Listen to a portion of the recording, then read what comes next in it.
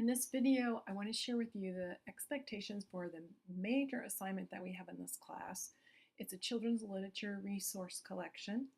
And the purpose of this assignment is to give you the opportunity to read lots of different children's books from lots of different genres. Maybe some genres that aren't your favorites or ones that you haven't explored before. So for this project, you're going to select 25 children's books. And in class, we'll talk about where you might get those.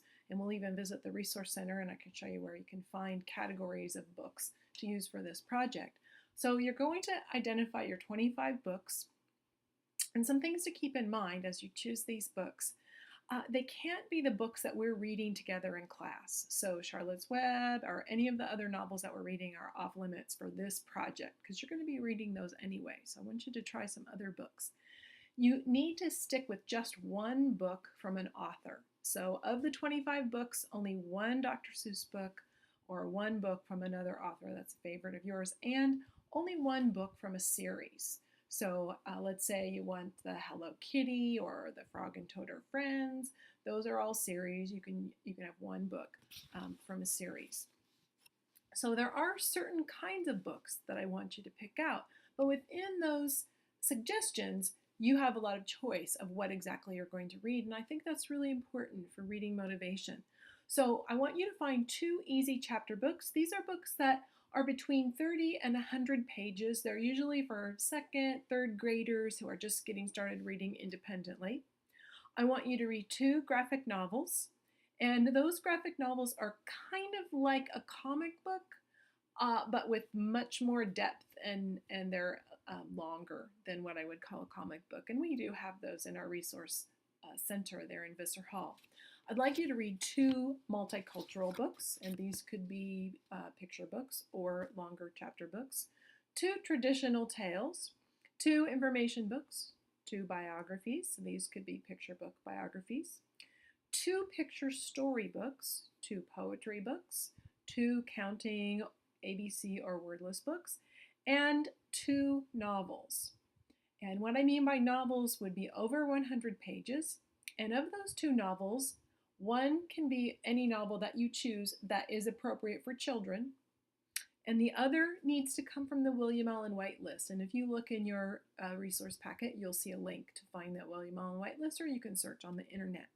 Now, if you're unsure what I mean by some of these genres, like what is a traditional tale, what is an information book, be sure to look at the genre chart that you'll find in your resource packet. So you choose your 25 books, and for each book you're going to make an entry.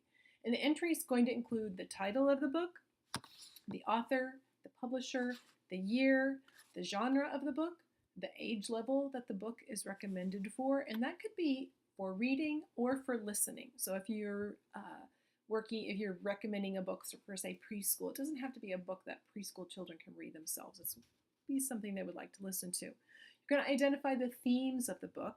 You're going to write a summary about the book in your own words, not taken from the back cover of the book, not found online in Amazon or some other place. It has to be in your own words. And you're going to create an instructional activity that goes with the book. You're going to label that with one of the areas of multiple intelligence. And I'll give you some examples of how to do these things in class so you're really clear on what the expectations are. And in your packet, you'll find an example of a resource collection entry. Now, I'm adding a little extra dimension to the books that you find. I do want you to find books across a time span. So I want 5 of your books to be from the 1980s, 8 books from the 1990s, 8 books from the 2000 decade, and 4 books from the 2010 decade. So that gives you a little bit of more of a broader perspective of the types of books. I do ask that when you submit this assignment is turn in on Canvas. It will be passing through something called Turnitin, which maybe you've used before. When we had Blackboard, we called it,